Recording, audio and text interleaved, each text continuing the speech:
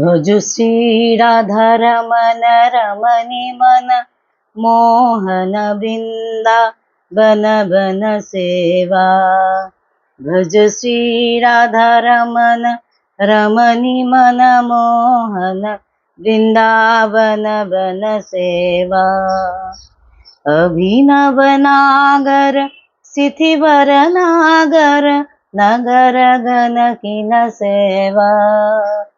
अभिनव नागर सिथिवर नागर नगर गण किन सेवा। भज श्री राधा रमन रमणि मन मोहन वृंदावन वन सेवा। भज श्री राधा रमन रमणि मन मोहन वृंदावन वन सेवा। भज श्री राधा रमन रमणि मन मोहन वृंदावन वन सेवा। भज श्री राधा रमन रमणि मन मोहन वृंदावन वन सेवा। भज श्री राधा रमन रमणि मन मोहन वृंदावन वन सेवा। রাধে রাধে বন্ধুরা, জয় গৌর জয় নিতাই। আজকে তোমাদের আবার একটা নতুন ভিডিও তোমাদের সঙ্গে দেখা। আজকে হয়তো তোমরা সকলেই জানো যে আজকে পাপমোচনী একাদশী। আজকে তোমাদেরকে বলবো, সেই একাদশী সম্বন্ধে বলবো। তোমরা শুনতে থাকো, আশা করি তোমাদের শুনলে ভালোই লাগবে, খারাপ লাগবে না। আর তোমরা যারা একাদশী পালন করতে চাও তারা এইভাবে পালন করতে পারো। শুধু পালন নয়, তার সঙ্গে তোমাদেরকে কিন্তু এই মাহাত্ম্যটাও জানতে হবে, আর একাদশীর নামগুলোও জানতে হবে। শুধু একাদশী করলাম সেটা করলে কিন্তু চলবে না। কোনটা কোন একাদশী, এই একাদশীর মাহাত্ম্য কি, আর অবশ্যই মাহাত্ম্য কথাটা শুনতে হয়, জানো তো। হ্যাঁ, একটু সময় করে, জানি সময়ের বড় অভাব এখন, একটু সময় করে তোমরা সকলে একটু শুনো, তাহলে আমার মনে হয় ভালোই লাগবে, খারাপ লাগবে না। আর সব থেকে বড় কথা হচ্ছে, যারা জানতে চাও তারা অনেক কিছু জানতে পারবে। যেটার মানে আমার যেটা প্রচেষ্টা সেটা হচ্ছে অনেক অজানা কিছু মানে জানার চেষ্টা। যারা থাকো বা যারা আধ্যাত্মিক জগতে আছো বা আধ্যাত্মিক কথা শুনতে ভালোবাসো, তাদের অবশ্যই শোনা মানে শুনতে ভালো লাগবে, এটা আমার বিশ্বাস। যাই হোক, আমি আর বেশি কথা বলবো না, শুরু করব। তোমরা শুনতে থাকো, শুনতে শুনতে ভালো লাগবে, ভালো লাগতে লাগতে ভালোবাসবে, আর এইভাবেই পথ চলা। ঠিক আছে, আমি বলতে শুরু করছি, তোমরা শুনতে থাকো। আচ্ছা, প্রথমে আমরা জেনে নিই যে পাপমোচনী একাদশীটা কবে। হ্যাঁ, সেটা আমরা বলবো। পাপমোচনী একাদশী পালিত হবে শুক্রবার। পাপমোচনী একাদশীর পালন পালিত হবে পরের দিন 21শে মার্চ সকাল 6টা 1 থেকে সকাল 8টা 87 মধ্যে ছেড়ে যাবে। হ্যাঁ, এরকমই একটা লেখা রয়েছে। হ্যাঁ, এটা তো মানে এখানে তো আমার কোনো মানে আমার বলার কিছু রাখে না। তোমরা সকলেই জানো যে ক্যালেন্ডারে অনেক সময় অনেক কিছু টাইমের একটু গন্ডগোল থাকে। যাই হোক, আমি তোমাদের বললাম টাইমটা, এবার তোমরা একটু নিজেদের মতো দেখে নিও। হ্যাঁ, এবার তোমাদের বলবো পাপমোচনী একাদশীর মাহাত্ম্যটা। এবার তোমাদের বলি পাপমোচনী একাদশীর মাহাত্ম্যটা। পাপমোচনী একাদশীর মাহাত্ম্য হচ্ছে, যুধিষ্ঠির শ্রীকৃষ্ণকে বললেন, হে জনার্দন, চৈত্র মাসের কৃষ্ণপক্ষে একাদশীর নাম ও মাহাত্ম্য কৃপা করে আমাকে বলুন। শ্রীকৃষ্ণ বললেন, হে ধর্মরাজ যুধিষ্ঠির, আপনি ধর্ম বিষয়ক প্রশ্ন করেছেন। এই একাদশী সকল পাপ থেকে নিস্তার বা মোচন করে বলেই এই পবিত্র একাদশী তিথি পাপমোচনী নামে প্রসিদ্ধ। হ্যাঁ, রাজা মান্ধাত্তা একবার লোমশ মুনিকে এই একাদশীর কথা জিজ্ঞাসা করেছিলেন। তার বর্ণিত সেই বিচিত্র উপাখ্যানটি আপনার কাছে বলছি, আপনি মনোযোগ দিয়ে শ্রবণ করুন। প্রাচীনকালে অতি মনোরম চৈত্র রথ পুষ্প উদ্যানে মুনিগণ বহু বছর ধরে তপস্যা করতেন। এক সময় মেধাবী নামে এক ঋষি কুমার সেখানে তপস্যা করছিলেন। মঞ্জুষা ঘোষ নামে এক সুন্দরী অপ্সরা তাকে বশীভূত করতে চাইলেন, কিন্তু ঋষির অভিশাপের ভয়ে সে আশ্রমের 2 মাইল দূরে অবস্থান করতে লাগলো। বীণা বাজিয়ে মধুর স্বরে গান করত। একদিন মঞ্জুষা ঘোষ মেধাবীকে দেখে কামবাণে পীড়িতা হয়ে পড়ে এইদিকে ঋষি মেধাবী ও অপ্সরা অনুপম সৌন্দর্য দেখে মুগ্ধ হন। তখন সেই অপ্সরা মুনিকে নানা হাবভাব ও কটাক্ষ দ্বারা বশীভূত করে। ক্রম কাম পরবশ ক্রমে কাম পরবশ মুনি, মানে মুনিটার নাম হচ্ছে কাম পরবশ। হ্যাঁ, মুনি সাধন ভজন বিসর্জন দিয়ে তার আরাধ্য দেবীকে বিস্মিত হন। মানে সাধন ভজনের দিকে মানে মনটা চঞ্চল হয়ে গেছিল, যেটা হয়ে থাকে সাধারণত। এইভাবে অপ্সরার সাথে কাম ক্রীড়া মুনির বহু বছর অতিক্রান্ত হলো। মুনিকে আচার ভ্রষ্ট দেখে সেই অপ্সরা দেবলোকে ফিরে যেতে মনস্থ করল। একদিন মঞ্জুষা ঘোষ মেধাবী মুনিকে বলতে লাগলো, হে প্রভু, এখন আমাকে নিজ গৃহে ফিরে যাবার অনুমতি প্রদান করুন। কিন্তু মেধাবী বললেন, হে সুন্দরী, তুমি তো এখন সন্ধ্যাকালে আমার কাছে এসেছো, প্রাতঃকাল পর্যন্ত আমার কাছে থেকে যাও। মুনি কথা শুনে ও অভিশাপের ভয়ে সেই অপ্সরা আরো কয়েক বছর তার সাথে বাস করলো। এইভাবে বহু বছর মানে 55 বছর 9 মাস 7 দিন অতিবাহিত হলো। দীর্ঘকাল অপ্সরা সহবাসে থাকলেও মেধাবীর কাছে তা অর্ধরাত্রি বলে মনে হয়। অর্ধরাত্রি, সরি, এটা অর্থ না, অর্ধরাত্রি বলে তা মনে হয়।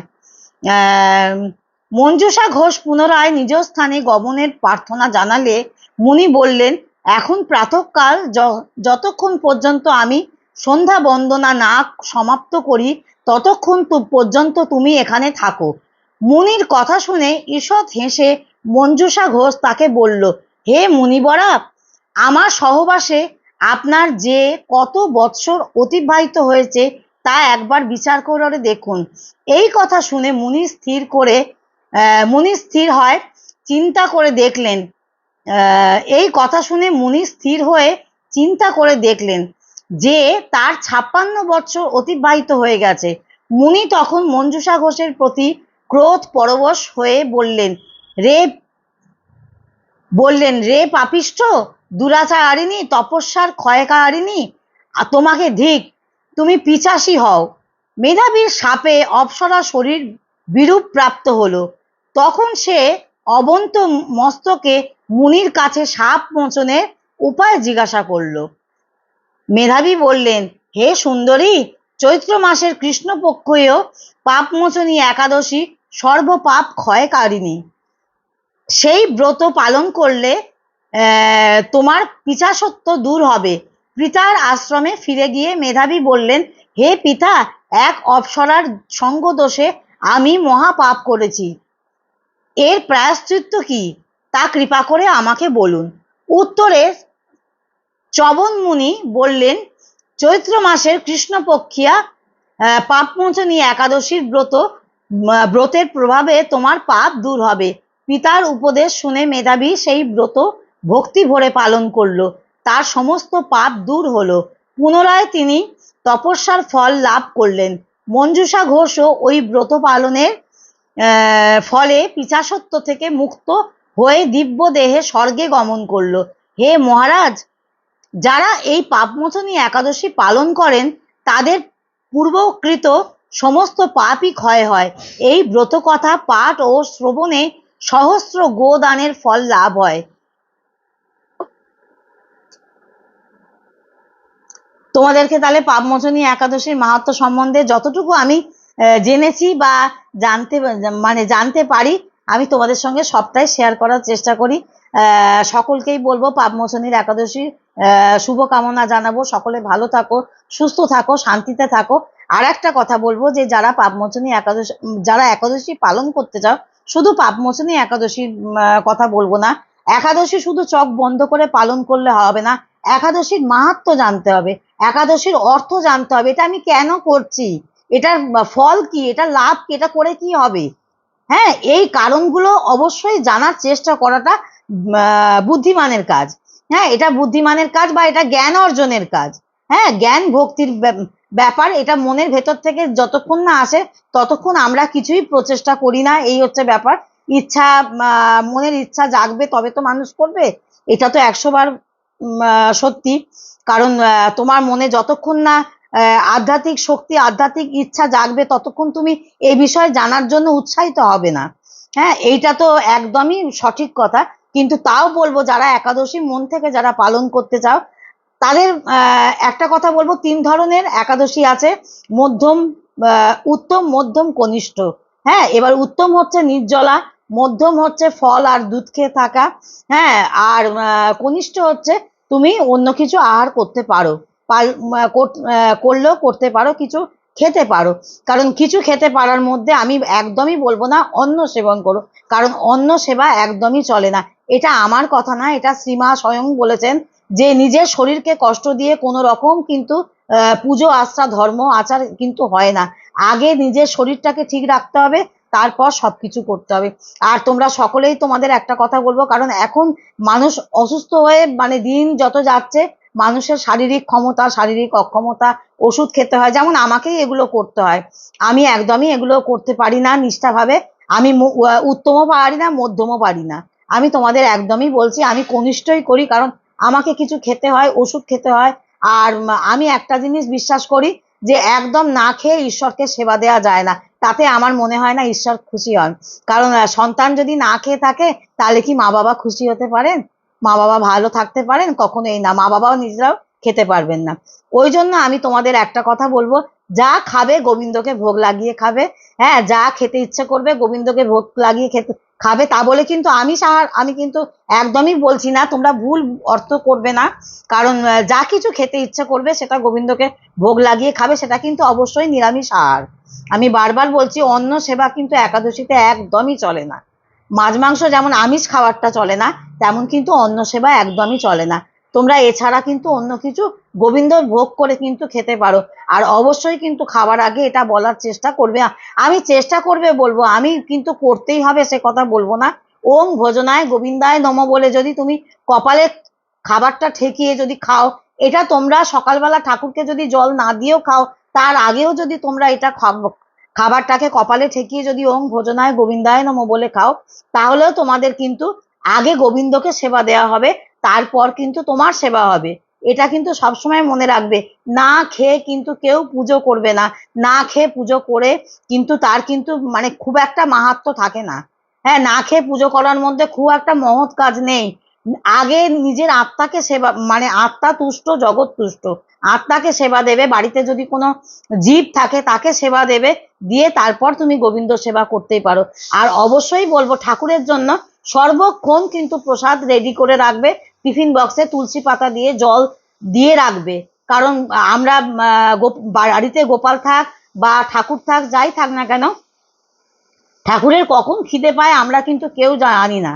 আমাদের কখন খিদে পায় সেটা যেমন আমরা বুঝতে পারি না, হঠাৎ করেই খিদে পেয়ে যাচ্ছে, তেমন কিন্তু গোবিন্দরও কখন খিদে পায়, গোপালের কখন খিদে পায়, তাকে কখন তুমি সেবা দিতে পারছো না পারছো, কাপড় ছাড়তে পারছো না, এগুলোর একটা বিরাট ব্যাপার হয়। তার জন্য সর্বদা কিন্তু ঠাকুরের চরণে, ঠাকুরের সিংহাসনে চরণে, অর্থাৎ তোমাদের বলবো ঠাকুরের সিংহাসনে ঠাকুরের জন্য খাবার রেখে তাতে তুলসী পাতা দিয়ে রাখবে।